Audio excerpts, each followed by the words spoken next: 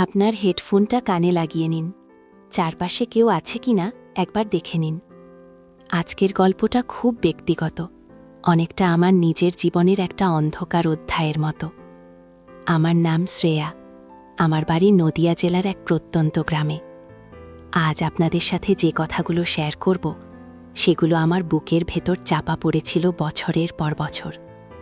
আমি জানি, সমাজের চোখে আমার এই অনুভূতিগুলো হয়তো ভুল, পাপ বা নিষিদ্ধ।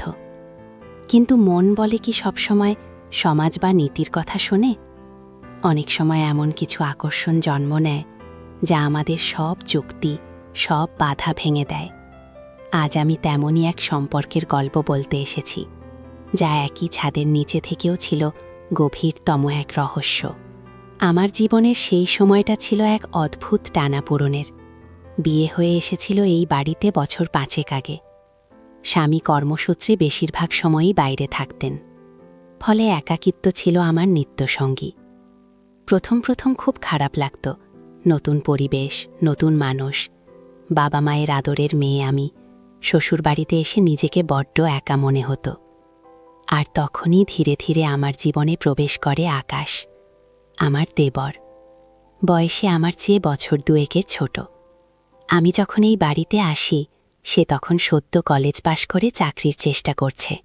ওর সাথে আমার সম্পর্কটা শুরু হয়েছিল খুব সাধারণভাবেই, হাসি মুখে খুনসুটি আর ভাই বোনের মতো মিষ্টি এক রসায়ন দিয়ে। কিন্তু ধীরে ধীরে সেই রসায়ন কখন যেন এক নিষিদ্ধ উষ্ণতায় পরিণত হতে শুরু করল, তা আমিও বুঝে উঠতে পারিনি। আকাশ ছিল খুব সহজ সরল ছেলে। আমার স্বামীর মতো অত গম্ভীর বা চাপা স্বভাবের ছিল না। আমার স্বামী যখন বাইরে, তখন বাড়িতে গল্প করার মানুষ বলতে শুধু তিনিই। আমার মনের কথা শোনার মতো আর কেউ ছিল না। আমি যখন শ্বশুরবাড়িতে প্রথম আসি, তখন সবকিছু কেমন যেন অচেনা লাগত। আমার স্বামী কাজের বাইরে তেমন একটা কথা বলতেন না। তিনি শান্ত প্রকৃতির মানুষ ছিলেন। কিন্তু আকাশ ছিল ঠিক তার উল্টো। সে ছিল হাসি খুশি, প্রাণোচ্ছল। ছোটখাটো বিষয়ে আমার খেয়াল রাখত। আমার কোন সবজি ভালো লাগে, কোন রঙের শাড়ি আমাকে মানায়, কোন রান্নার রেসিপি আমি পছন্দ করি, সব কিছু তার নখদর্পণে ছিল। একসময় সে আমার কাছে শুধু একজন দেবর ছিল না, সে যেন আমার সবচেয়ে কাছের বন্ধু হয়ে উঠল। আমার সব দুঃখ, কষ্ট, আনন্দ আমি ওর সাথে ভাগ করে নিতাম। ও মন দিয়ে শুনত, কখনো কখনো এমনভাবে সান্ত্বনা দিত যে মনে হতো এই পৃথিবীতে আমার চেয়ে আর কেউ ওকে এতটা বোঝে না। ধীরে ধীরে আমাদের এই বন্ধুত্ব এক অন্যদিকে মোড় নিতে শুরু করল। যখন আমার স্বামী বাইরে থাকত, তখন বাড়িতে আকাশ আর আমিই বেশিরভাগ সময় থাকতাম।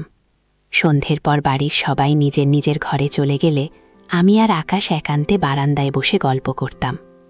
আকাশের চোখ আমার দিকে কেমন এক অন্য দৃষ্টিতে তাকাত। সেই দৃষ্টিতে ছিল এক গভীর মুগ্ধতা, এক নীরব আমন্ত্রণ। আমি শাড়ির আঁচলটা একটু ঠিক করে নিতাম, বুকের ওড়নাটা টেনে দিতাম, কিন্তু ওর চোখ যেন আমার প্রতিটি রেখাকে ছুঁয়ে দেখত। মনে হতো এই চোখ দুটো আমার শরীরকে নয়, আমার আত্মাকে দেখছে। কিন্তু আমার মনেও এক অজানা পুলক জাগাত সেই দৃষ্টি। আমার শরীর যেন এই নীরব চাহনিতেই সাড়া দিতে শুরু করেছিল।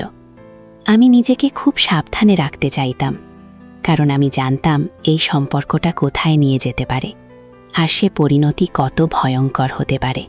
এক রাতে সেবার আমার স্বামী অফিসের কাজে বেশ কয়েকদিনের জন্য বাইরে গিয়েছিলেন। আকাশ সে রাতে আমার ঘরে এসেছিল। কোনো কারণ ছিল না, হয়তো কেবলই গল্প করতে। আমরা বিছানায় মুখোমুখি বসেছিলাম। সে গল্প করছিল ওর স্বপ্নের, ওর ভবিষ্যৎ পরিকল্পনার। আমি শুনতে শুনতে অনুভব করছিলাম ওর হাতের হালকা ছোঁয়া, যা অজান্তেই আমার হাতে এসে পড়েছিল। বিদ্যুতের ঝলকের মতো একটা তীব্র অনুভূতি আমার শীত দ্বারা বেয়ে নেমে গিয়েছিল। আমার বুকের ধুকপুকানি বেড়ে গিয়েছিল। মনে হয়েছিল ঘরের দেওয়ালে বুঝি আমার হৃদস্পন্দন স্পষ্ট শোনা যাচ্ছে। আমি খুব সাবধানে হাতটা সরিয়ে নিয়েছিলাম, কিন্তু মনের ভেতর তখন চলছিল এক অন্যরকম ঝড়। সেই রাতে ঘুমোতে পারিনি। প্রতি মুহূর্তে মনে হচ্ছিল আমি যেন এক ভুল পথে হাঁটছি। কিন্তু সেই ভুল পথেই এক অদ্ভুত মাদকতা ছিল। এরপর থেকে আকাশের সাথে আমার সম্পর্কটা আরও জটিল হতে শুরু করল। আমরা দুজনেই চেষ্টা করতাম স্বাভাবিক থাকতে, কিন্তু ভেতরে ভেতরে এক চাপা উত্তেজনা যেন সব সময় কাজ করত। ওর প্রতিটি স্পর্শ, প্রতিটি চাহনি আমার রক্তে আগুন ধরিয়ে দিত।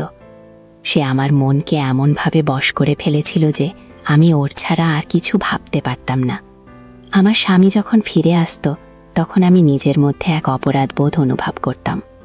মনে হতো আমি যেন তাকে ঠকাচ্ছি, অথচ আমি তো কিছুই করিনি, শুধু অনুভব করেছি, শুধু অনুভব করতে চেয়েছি। আকাশের সাথে দেখা হলেই ওর চোখে দেখতাম সেই আকাঙ্ক্ষা, যা আমার চোখেও ছিল। আমরা যেন এক অলিখিত চুক্তিতে আবদ্ধ ছিলাম, যেখানে কথা কম, ইশারা বেশি।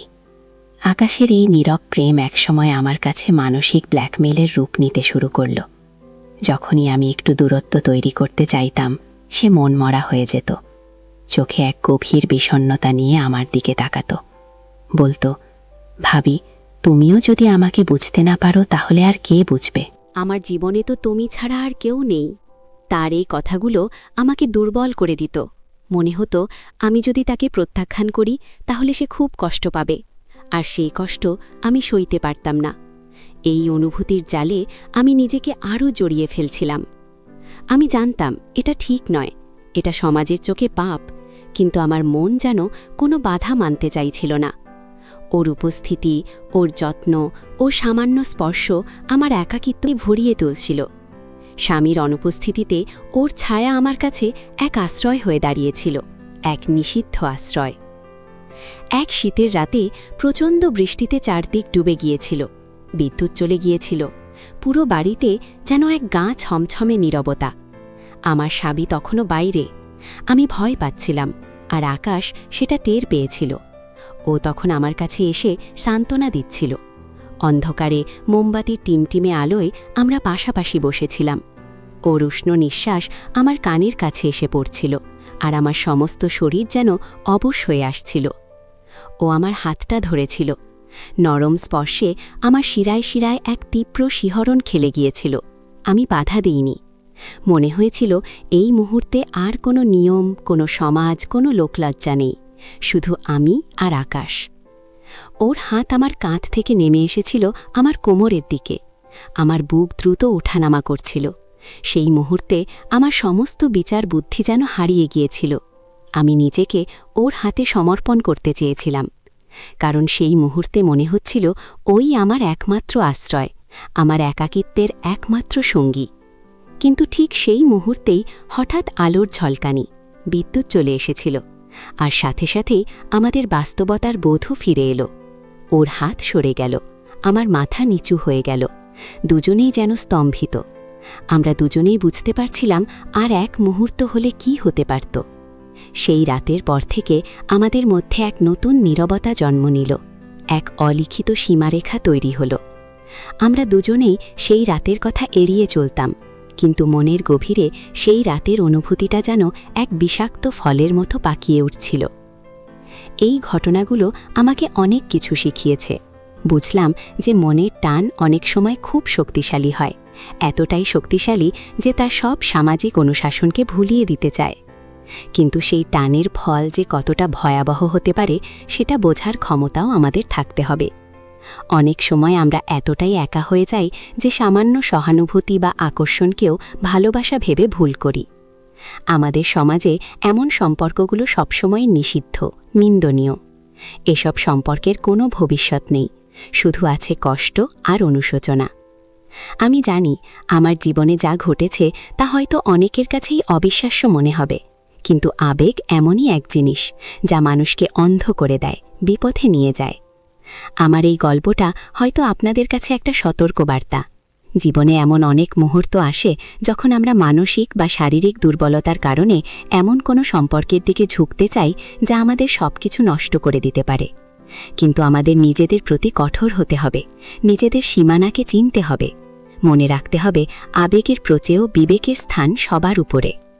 একটা ভুল সিদ্ধান্ত আমাদের পুরো জীবনটাকেই বদলে দিতে পারে। তাই কোনো সিদ্ধান্ত নেওয়ার আগে নিজের আবেগগুলোকে বিশ্লেষণ করে নেওয়া খুব দরকার, কারণ জীবনটা আমাদের নিজেদের, আর এর পরিণতিও আমাদেরকেই ভোগ করতে হয়। এই সমাজের চোখে আমি হয়তো একজন অপরাধী, কিন্তু এই গল্পটা বলার পর আমার মনের ভেতরের অনেক ভার যেন হালকা হলো। নিজেকে বোঝাতে শিখলাম ভুলগুলো থেকে শিখতে পারাটাও একটা সাহস। জীবন আমাদের বারবার সুযোগ দেয় নিজেকে শুধরে নেওয়ার, সঠিক পথে ফিরে আসার। মনে রাখতে হবে নিজের উপর নিয়ন্ত্রণ রাখা এবং সঠিক সিদ্ধান্ত নেওয়াটা জীবনের সবচেয়ে গুরুত্বপূর্ণ চ্যালেঞ্জ। আর এই চ্যালেঞ্জে জয়ী হতে পারলেই সত্যিকারের শান্তি পাওয়া যায়। আমি এখন চেষ্টা করি নিজের জীবনটাকে নতুনভাবে সাজাতে, সেই সব ভুল থেকে শিক্ষা নিয়ে নিজেকে আরও বেশি শক্তিশালী করতে। সবার জীবন সুন্দর হোক এই কামনা করি। আমার চ্যানেলটিকে সাবস্ক্রাইব করে আমার পাশে থাকবেন। ধন্যবাদ।